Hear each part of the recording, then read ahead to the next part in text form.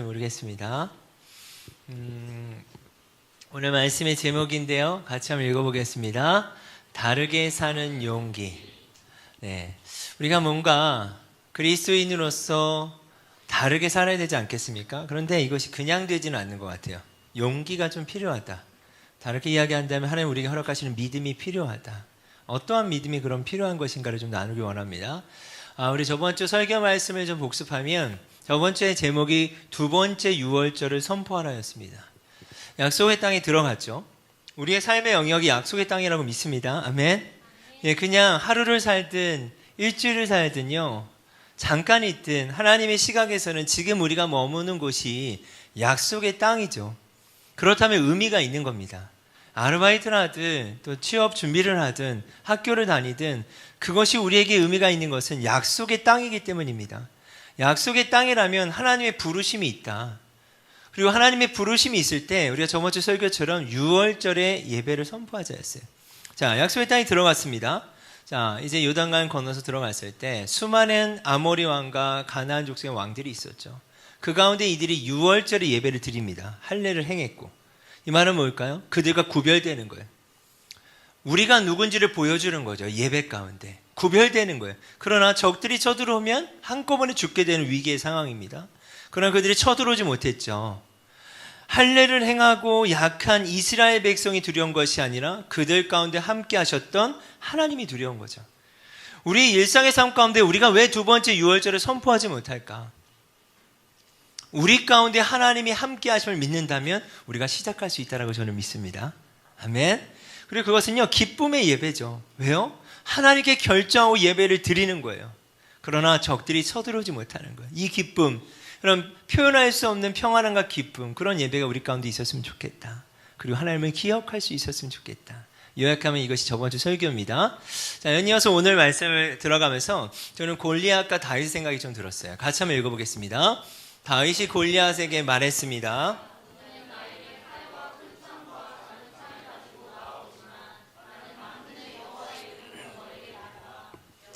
이스라엘 군대의 하나님이시다. 너는 여호와께 욕을 했다. 다윗과 골리앗에게 우리가 참 많이 아는 얘기죠. 근데 너는, 자, 골리앗, 너는 칼과 창과 방패를 가지고 나온다는 거예요. 근데 소년 다윗은 아무것도 없었던, 갑옷도 맞지 않고요, 칼도 들 수 없었던, 나는 누구의 이름으로 나아간다? 만군의 여호와의 이름으로 너에게 간다는 거예요. 여러분, 이것이 바로 거룩한 전쟁이지 않겠습니까? 지금 이스라엘 백성들이, 그들은 무기와 창과 그들은 여러 가지 군대를 가지고 그들을 쳐들어올 수 있겠지만 지금 이스라엘 백성이 고백하는 건 뭐예요? 나는 나와 함께 하시는 만군의 여호와의 이름으로 나아간다는 거예요. 제가 여러분들의 개인의 삶을 다 알 수는 없죠. 골리앗 같은 어려움들이 있을 수 있죠. 더하여서 여러분들이 헤쳐나가야 될 수많은 왕들이 있을 수 있고 싸워야 될 싸움들이 있을 수 있는데, 과연 우리는 누구의 이름으로 나아가고 있고 과연 우리는 누구의 이름으로 삶을 살아가고 있는가? 그럼 이 부분에 대해서 우리가 좀 도전하길 원합니다. 우리가 만군의 여호와의 이름으로 우리의 약속의 땅을 지키고 삶을 살아갈 수 있었으면 좋겠습니다. 아멘. 자, 그러면 이제 5장 12절까지 저번 주 말씀을 나눴고요. 자, 그 이후의 말씀을 통해서 6장까지를 커버하겠습니다. 자, 하나님은 누구 편이실까요? 제가 이 질문을 좀 드리고 싶어요. 여러분, 하나님은 누구 편이실까요? 이렇게 예배드리는 우리의 편이 맞을까요? 하나님 누구 편이실까요? 이게 여호수아서의 중요한 또 신학적 주제이기도 해요. 자, 지금 상황으로 보면요, 요단강이 갈라졌죠. 할례를 행했죠. 유월절에 예배를 드렸죠. 승승장구하는 거예요. 하나님이 나와 함께 하시니 이제 못할 게 없는 거예요. 그런데 갑자기 하나님이 여호와의 군대 장관을 통해 질문하십니다. 그리고 여호수아가 질문해. 하나님은 누구 편이십니까? 여러분, 하나님이 여러분의 편이십니까? 이걸 어떻게 확신하시죠? 말씀을 통해 확인할까요? 5장 13절 14절에 여호수아가 여리고 근처에 왔을 때 여호와의 군대 장관이요, 칼을 뻗고 서 있는 것을 봤습니다. 그에게 다가가서 여호수아가 물어봐요. 당신은 우리 편이요? 아니면 적의 편입니까? 라고 물어봤더니 그 사람은 나는 누구의 편도 아니다 라고 이야기합니다. 나는 여호와의 군대 사령관으로 왔다고 대답했습니다. 그러자 여호수아는 땅에 엎드려 그에게 물었습니다. 주의 종인 저에게 하실 말씀이 무엇입니까? 자, 하나님 누구 편일까요? 하나님을 믿는 자의 편인 줄 믿습니다. 자, 우리 묵상의 순서를 보면 기생 라합이라 할지라도 하나님은 누구 편이셨습니까? 기생 라합의 편이셨어요. 하나님을 믿는 자의 편이셨어요. 저는 이 말씀이 너무 충격이에요. 홍대 도시를 다니면서 사실은 이제 업소 촬영의 뭔지를 제가 알겠고 참 그 영혼들로부터 마음이 아파요. 또 때로는 여러 가지 술 취함과 방탕한 가운데 있을 수 있는 지체들도 있어요. 여러분, 근데 제가 놓쳤던 부분이 이겁니다. 어떤 부분을 놓쳤냐면 그들 가운데 하나님이 계실 거라는 생각을 못했어요. 여러분, 이것이 저의 한계였어요. 여러분, 기생 라합이 무엇을 고백합니까? 하나님이 누구신지를 정확하게 고백했어요. 기생 라합이. 그래서 그의 가정이 구원을 받는 이야기를 우리가 듣지 않았습니까? 여러분, 우리가 우리의 생각 속에 저런 사람들은 또 이런 친구들은 하나님이 함께 하시지 않을 거라는 것은요, 우리의 한계이지 않겠습니까? 지금도 여전히 하나님은 당신의 백성을 구원하고 계신 줄 믿습니다. 우리의 생각과 한계를 넘어서서 하나님이 역사하시는 줄 믿습니다. 자, 더하여서 우리가 아간의 사건을 보았죠. 그러면 아간은 무엇입니까? 네, 이스라엘의 족보 있는 어떠한 혈통 중의 혈통이에요. 그러나 그가 하나님 앞에 전리품을 취하고 죄를 지었을 때 어떻게 되죠? 그의 집안 모두가 다 멸하게 됩니다. 하나님 누구 편이실까요? 하나님을 믿는 자의 편인 겁니다. 우리가 이 주일에도 이 자리에 나와서 예배하지만 우리가 예배한다고 하나님이 우리 편인 것은 아니죠. 우리가 봉사한다고 하나님이 우리 편은 되는 것은 아니죠. 하나님은요, 당신을 믿는 자의 편인 줄 믿습니다. 우리가 기억해야 돼요. 이것이 우리의 정신을 뜨게 하는 거예요. 예배에 왔다고 주일에 예배를 드린다고 해서 하나님 우리 편인 것이 아니라 하나님을 믿는 자가, 하나님을 고백하는 자가 하나님의 편이 되는 것입니다. 그것이 기생 라합이라 할지라도 더 기브온 사람 이야기도 나오지 않았습니까? 우리 묵상 가운데 거짓됨으로 그들이 고백했을지라도 그 고백을 하나님께서는 기억하셨다는 거예요. 자, 15절 말씀입니다. 같이 한번 읽겠습니다. 여호와의 군대 사령관은 너의 신을 벗어라, 내가 서 있는 곳은 거룩한 곳이다 라고 말했습니다. 여호수아는 그의 말대로 했습니다. 여러분, 상상해 보십시오. 지금 가나안 땅이 거룩한 땅은 아니에요. 우리 눈에 보기에 살아있는 아이를 드렸고요, 너무나 음란했고요. 그래서 하나님이 심판하시지 않을 수 없었다라는 말씀이 나옵니다. 근데 어떻게 여러분 가나안 땅이 거룩한 땅일까요? 이걸 쉽게 표현한다면 여러분, 우리 홍대 도시가, 이 클럽 일대가 거룩한 땅인 내 신을 벗으라, 이렇게 하나님 말씀하시는 거예요. 이 말씀을 들었을 때 이해가 가시겠습니까? 또 여러분의 직장과 캠퍼스와 가정과 여러분의 삶의 영역 가운데 하나님 이렇게 말씀하시는 거예요. 이 땅 거룩한 땅이니 너의 신을 벗으라. 여러분, 이 말에 여러분 동의가 되십니까? 안 될 수도 있는 거 아닐까요? 하나님, 어떻게 지금 가나안 땅이 거룩한 땅입니까? 하나님, 어떻게 홍대 도시가 거룩한 땅입니까? 하나님, 어떻게 우리 가정이, 우리 직장이, 캠퍼스가 내 눈에 보기에는 아니에요, 하나님. 근데 어떻게 이 땅이 거룩할 수 있습니까? 여러분, 이 질문을 할 수 있지 않겠습니까? 이 말이 무슨 말일까요? 여호와의 군대 장관을 통해서 하나님이 하신 이 말은 무슨 말일까요? 땅의 주인이 누구인지를 고백하는 것입니다. 여호수아 1장을 시작했을 때 여러분 기억하십니까? 무릇 너희 발바닥으로 밟는 땅을 내가 너에게 이미 어떻게 했다? 주었다. 그 약속을 기억하십니까? 여러분, 가나안 땅은 누가 창조하셨습니까?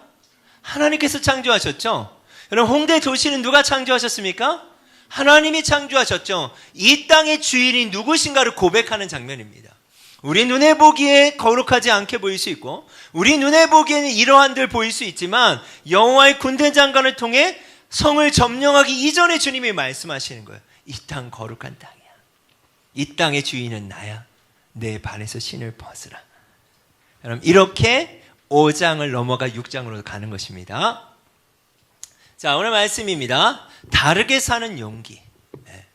이제 여호와의 군대 장관을 통해서 이 땅의 주인이 누구신가를 하나님께서 말씀하시고 오늘 6장의 본문을 통해서는요, 여리고성 전쟁에 대한 말씀이 나옵니다. 특별히 이 여리고성 전쟁의 말씀을 통해서 우리가 어떻게 다르게 살아야 되는가에 대한 말씀을 좀 나누길 원해요. 여러분 잘 아시겠지만요, 여리고성은요 실제 고대 근동의 역사 가운데서도 가장 오래된 성읍이었습니다. 그래서 문어와 무기가 발달되었고 이 당시에도 성이 있었다는 거죠. 성. 자, 전쟁으로 본다면 상당히 유리한 상황이지 않겠습니까? 성이 있다는 건 유리한 거죠. 예, 무기가 있다는 것 자체가 유리합니다. 어찌 보면 우리가 삶을 살아가고 있는 우리의 세상이 제국과 같고 그 제국은 여리고성 같을 수 있다. 자본을 중심으로 하고 힘과 권력을 중심으로 하는 이 시스템 안에서 어찌 보면 우리가 무너뜨릴 수 없는, 어찌 보면 그러한 듯한 골리앗 같고 여리고성 같을 수 있다. 저는 이렇게 좀 해석하고 싶은데 6장 1절의 말씀이 참 인상적입니다. 같이 한번 읽겠습니다. 여리고성 사람들은 이스라엘 자손들을 두려워하여 성문을 굳게 닫아 걸었습니다. 자, 여러분 보세요. 이들은 성이 있습니다. 그리고 이스라엘 백성들은 아무것도 없어요. 그런데 이들이 두려워서 어떻게 해요? 성문을 굳게 닫았다는 거예요. 여러분 참 재밌지 않습니까? 아무것도 없는 백성이 두려워서 성문 밖으로 나오지도 못해요. 자, 이 말씀을 통해서 우리가 알 수 있는 건 뭘까요? 거룩한 전쟁이에요. 거룩한 전쟁은 제가 뭐라 그랬죠? 숫자와 힘의 싸움이 아니라 하나님이 계시는가 계시지 않는가의 싸움이에요. 자, 우리의 일상에서 우리가 싸워야 될 포인트의 지점은 뭘까요? 숫자와 힘의 싸움이 아니라 하나님이 나와 함께 하시는가? 하나님이 지금 나와 함께 하시는가? 우리와 함께 하시는가에 대한 싸움이라는 거죠. 하나님이 우리와 함께 하신다면 그분은 누구십니까? 만물을 창조하시고 다스리시는 분이라는 거죠. 그 하나님이 우리와 함께 할 때 여리고성이 두려운 게 아니죠. 오히려 여리고성 안에 있는 사람이 두렵겠죠. 왜요? 하나님이 누구신지가 이 백성들 가운데 드러났기 때문에. 그렇기 때문에 요단강이 갈라졌고, 그렇기 때문에 그들이 가나안 땅에 들어와서 할례를 행해도 쳐들어올 수가 없었고, 그들이 유월절에 예배를 드려도 쳐들어올 수 없었고, 이제는 여리고성 자기 성 앞에까지 왔어도 공격하지 못하는 거예요. 하나님이 두려워서. 그렇다면 제가 이렇게 한번 질문하고 싶어요. 여러분, 저와 우리의 삶 가운데 이 홍대 도시에서 움직이는 교회가 더해서 여러분 개인의 일상 가운데 하나님이 여러분 가운데 어떻게 드러나고 계십니까? 하나님이 드러나려면 어떻게 해야 될까요?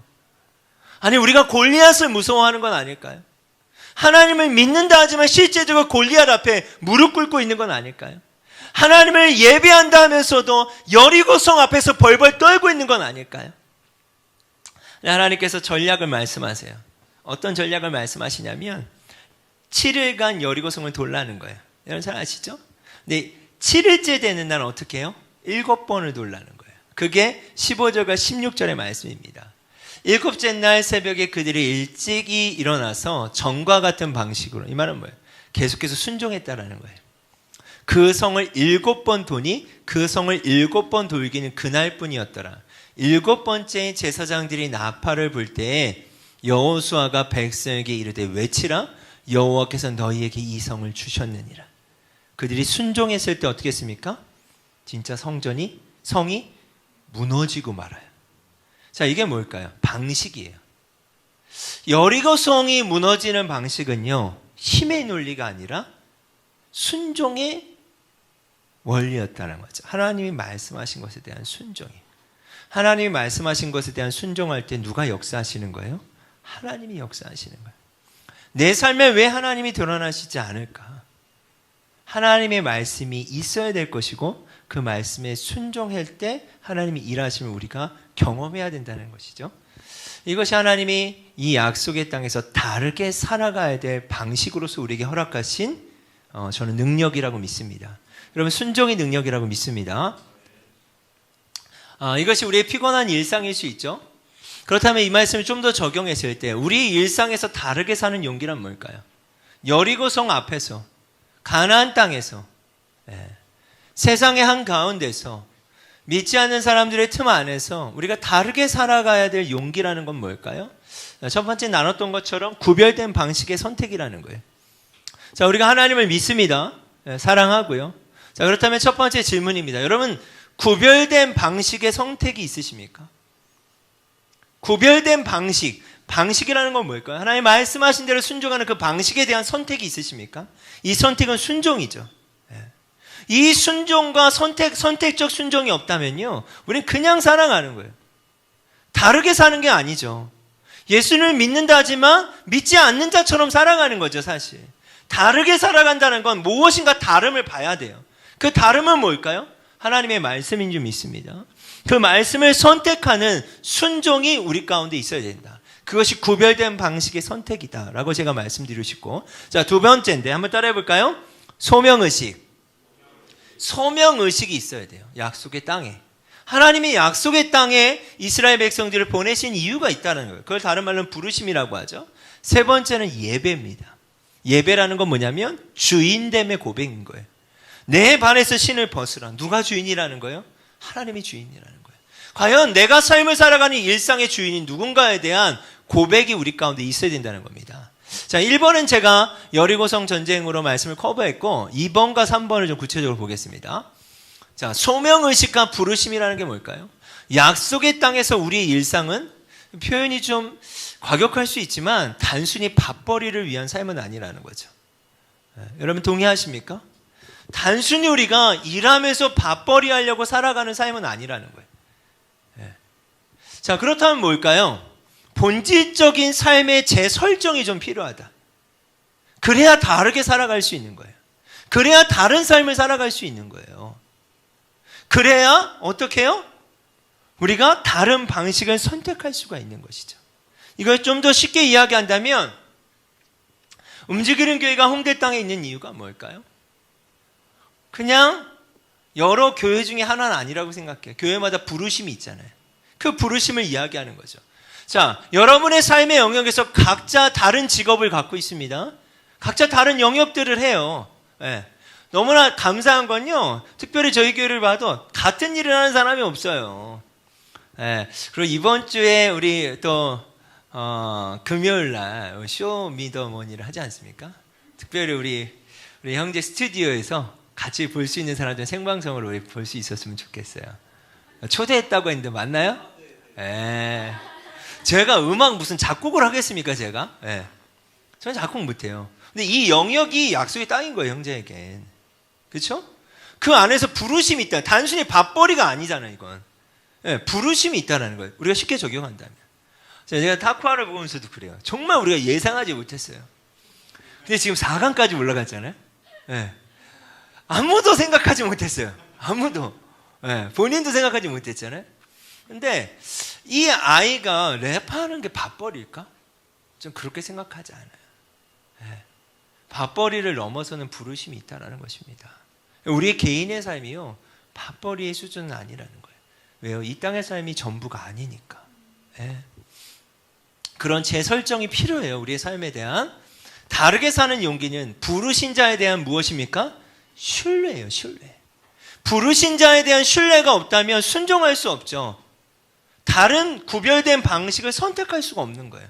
부르신 이에 대한 신뢰가 없다면, 영원한 하나님의 나라가 있다라는 신뢰가 없다면요, 다르게 살아가야 될 용기를 낼 필요도 없고 구별된 선택을 할 필요도 없어요. 이런 맞지 않습니까?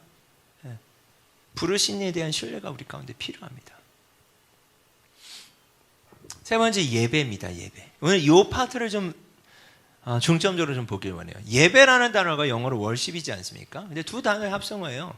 월스, 가치, 쉽, 옮기다, 배, 뭐 이런 뜻 아닙니까? 가치를 드리고 가치를 선택하는 거예요, 사실은. 자, 예배는 가치를 선택하는 거예요. 쉽게 얘기하면 하나님, 이것보다 하나님이 더 가치 있는 분입니다를 선택하는 게 예배예요. 또는 이 자리에 왔을 때도 여러 분주한 상황이 있을 수 있죠. 그럼에도 여러분이 선택하는 거예요. 그게 예배예요. 예배 자체는 선택입니다. 예, 주님, 당신이 더 가치 있는 분이십니다. 당신이 더 그럴지라도 예배받기 합당하십니다. 이것이 예배예요. 그리고 예배는 뭐예요? 내 삶의 주인이 누구신지를 드러내게 하는 거예요. 우리가 이 자리에 왜 와 있습니까? 더 쉬고 싶죠. 자고 싶죠. 놀 수도 있죠.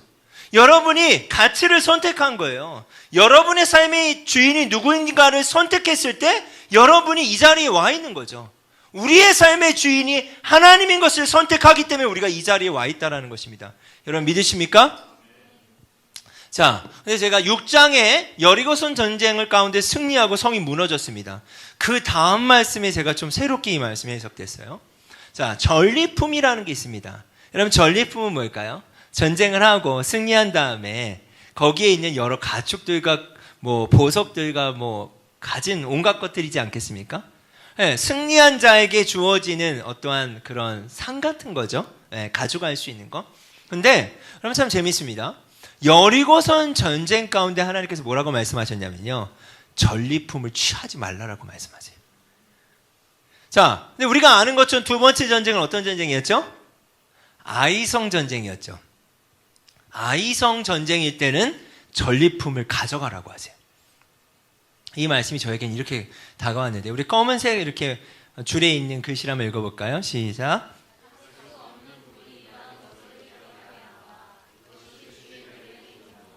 내 삶의 주인이 나라면 다 가져도 돼요. 하나님께서 약속의 땅에 들어가면서 첫 번째 전쟁 가운데 전리품을 취하지 말라고 하세요. 두 번째 전쟁 가운데는 취하라고 말씀하세요. 이것은요, 구별이 있다는 거예요. 주인됨의 바로 기본인 거예요. 여러분, 전리품이 뭘까요? 전 이런 해석이 되더라고요. 네, 이게 이런 의미인지 몰랐어요. 약속의 땅이고 우리의 부르심이고 밥벌이가 아니라 소명이 있고, 그리고 하나님이 허락하신 어떠함이라고 생각하니까 이게 물질이더라고요. 재정이더라고요. 네. 나의 삶을 하나님이 인도하시고 하나님을 통해서 내가 공급받았다고 한다면 그 가운데 내가 취하지 말아야 될 전리품이 있는 거예요. 자, 그래서 말씀을 좀 보겠습니다. 그래서 이것이 저에게 헌금으로 다가왔어요. 헌금은 뭐예요? 하나님께 드린다는 오퍼링이죠. 전리품은 뭐예요? 하나님께 드려야 되는 거예요. 그리고 내가 취할 게 있고 드려야 될 게 있는 거예요. 자, 헌금에 이 전리품, 헌금에서 되게 중요한 세 가지가 있습니다. 그건 뭐냐면 하나님을 인정하는 거예요. 여리고성 전쟁 가운데 하나님을 인정하는 거예요. 하나님을 경외하는 거예요. 이것이 하나님께로부터 왔고 우리가 순종했을 때 하나님이 허락한 것이다. 그래서 세 번째 뭐예요? 모든 것이 누구로부터 온 것이다? 하나님께로부터 온 것이다. 그럼 이게 전리품, 헌금의 의미예요, 사실은. 자, 우리의 삶의 영역을 한번 돌아봅시다. 여러분이 어떠한 모양이든 여러분에게 허락되는 재정과 전리품들이 있지 않습니까? 우리가 싸워야 될 영적 싸움이고 살아내야 될 삶이라고 우리가 정의한다면 그 가운데 승리를 주시고 그 가운데 하나님이 우리에게 허락하시는 부분들이 있습니다. 그때 우리가 고백해야 되는 세 가지가 있어요. 하나님을 인정하는 것이고, 두 번째 뭐다? 하나님을 경외하는 것이고, 세 번째 뭐다? 모든 것이 누구로부터 왔다? 하나님께로부터 왔다는 거예요. 여러분, 이 고백이 필요해요. 이게 전리품이었더라고요. 자, 고린도후서 9장 7절 말씀 같이 한번 읽겠습니다. 각각 그 마음에 정한 대로 할 것이요 인색함으로나 억지로 하지 말지니 하나님은 즐겨내는 자를 사랑하시느니라. 자, 각각 그 마음에 정한 대로 할 것이요. 자, 이게 구약과 신약의 차이예요. 네, 사실 구약에는 율법으로 정해져 있었습니다. 저희 교회는 세 가지 헌금을 체크하게 돼 있어요. 하나는 주정헌금, 두 번째는 10의 1조, 세 번째는 감사헌금이에요. 사실은 우리가 11조 한번 예를 들어 볼게요. 자, 우리가 11조를 해야 될까요? 하지 말아야 될까요? 네. 구약에는 율법으로 정해져 있었어요. 자, 그러면 신약에 와서 율법을 완성하시고 자유케 하셨죠. 그래서 오늘 이 말씀이 중요한 거예요. 그 마음에 정한 대로 하면 돼요. 그런데 하나님이 허락하신 게 모든 것이 하나님이 허락하신 건데 내가 그것을 정하고 싶은 거예요. 어떻게 정해야 될까? 얼마를 하나님께 드려야 될까? 어떻게 내 마음을 표현해야 될까? 이런 거와 같아요. 물이 있는데 이 물통이 없다면 물을 담을 수 있을까요? 여러분, 저는 되게 형식에 대해서 무시 정도는 아니지만 그래도 가볍게 생각했었는데요. 생각이 많이 바뀌었어요.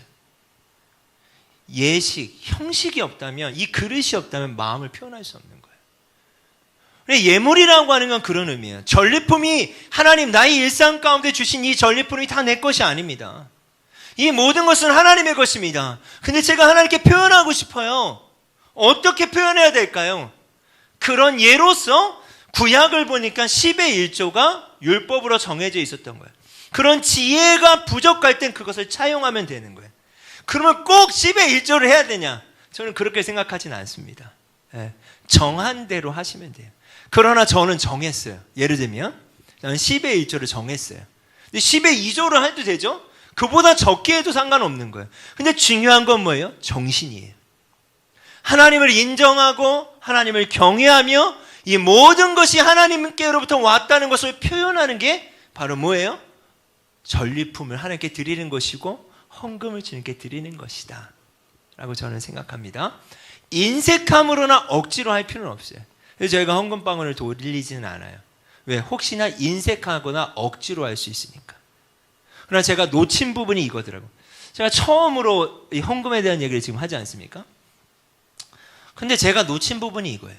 그냥 헌금을 돈이라고 생각했으면 제가 오늘 이 얘기는 안 해요. 근데 주인됨이더라고, 헌금은. 과연 내 삶의 주인이 누군가를 고백하는 게 바로 헌금이었더라고요. 금액의 문제가 아니죠. 정하시면 돼요. 감사한 것이 있을 때 이 감사한 것이 누가 주인이었냐를 고백하는 게 감사 헌금이에요. 금액의 문제가 아닌 거죠. 주정 헌금은 뭐예요? 한 주간의 삶을 살아가면서 감사했던 것을 고백하는 거예요.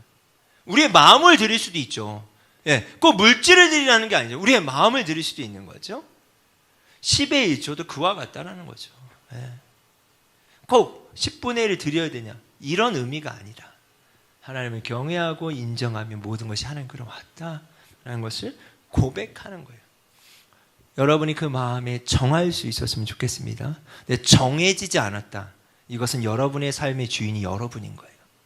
이건 너무 명확한 거예요. 정해지지가 않는다. 이 모든 것이 하나님께로부터 왔다는 것은 알지만 정하지 못한다. 그건 아직까지도 여러분의 삶의 주인은 여러분인 거죠. 하나님은 어떻게 해요? 즐겨내는 자, 기쁨으로 드리길 원하시는 거죠. 자, 반대로 마태복음 23장 23절을 보면요, 율법학자와 바리새파 사람들이요, 구약의 율법을 차용해서 11조를 드립니다. 여러분, 근데 하나님 뭐라고 말씀하시냐면 그 11조를 내는 그들에게 화가 있대요.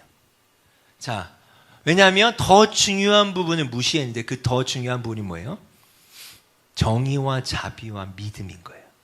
그러니까 일상의 삶 가운데 사랑함도 없고 사실은 이 물질이 어디서부터 왔는지를 체크해야 되는 거거든요. 그래서 하나님의 아모스서에도 그렇죠. 가난한 자들을 핍박하고 그들을 착취해서 번 돈, 그 헌금 나는 안 받는다. 지금 이렇게 말씀하세요. 우리의 삶도 그래서 중요한 거예요. 이 삶, 내 삶의 주인이 누구인가? 그것을 고백하는 거죠. 여러분 기억할 수 있었으면 좋겠습니다.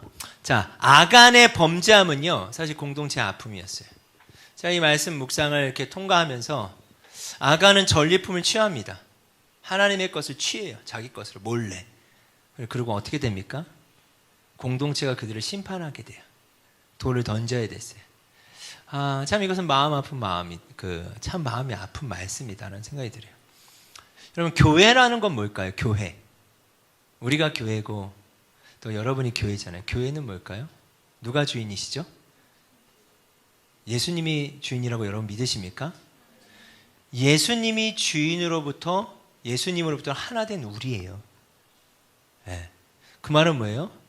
여러분 제가 움직이는 교회 주인입니까? 여러분 어떻게 생각하세요? 왜 대답을 안 하세요? 제가 주인이에요? 아니죠.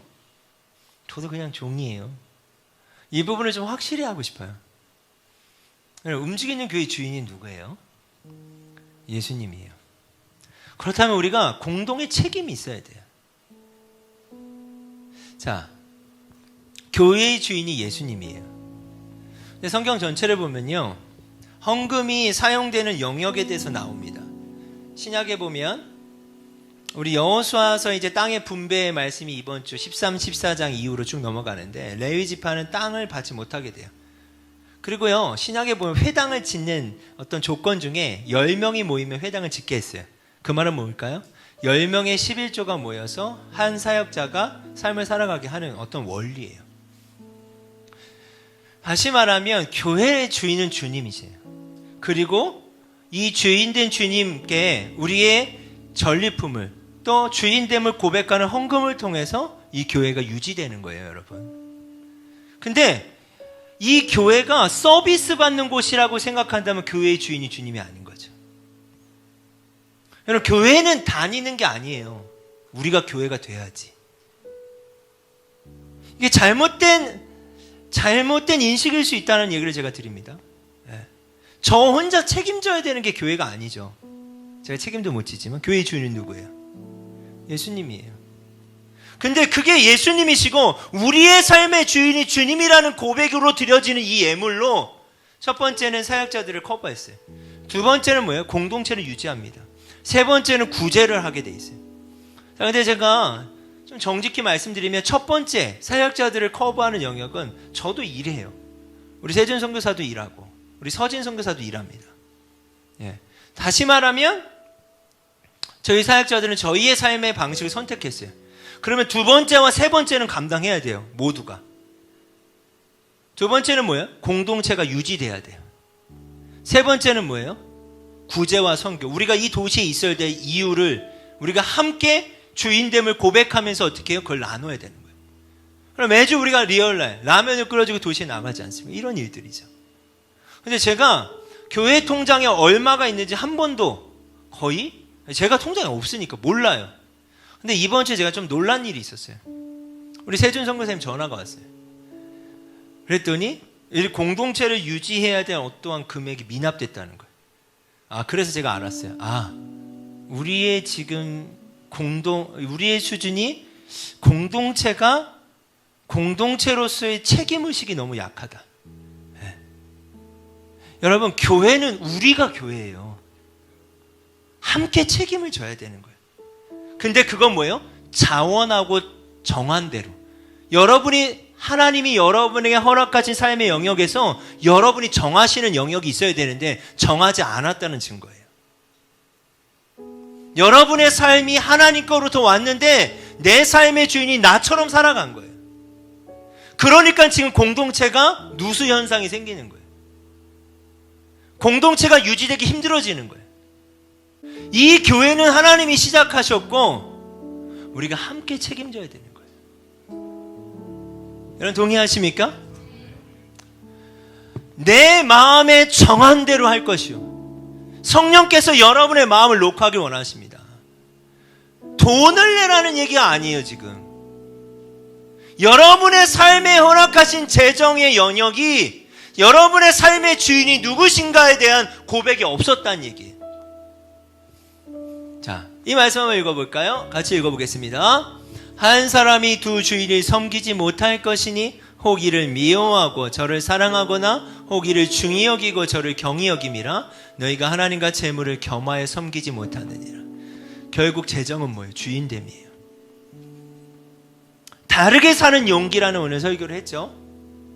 정리하면 이렇습니다. 첫 번째, 구별된 삶의 방식을 선택해야 됩니다. 그리고 그 방식을 선택하며 우리가 감당하는 것은 밥벌이의 수준이 아니에요. 우리의 소명의식이 있다는 거예요. 하나님의 부르심이 있다는 거예요. 그리고 그것이 궁극적으로 표현되는 것이 뭐예요? 우리의 삶의 예배예요.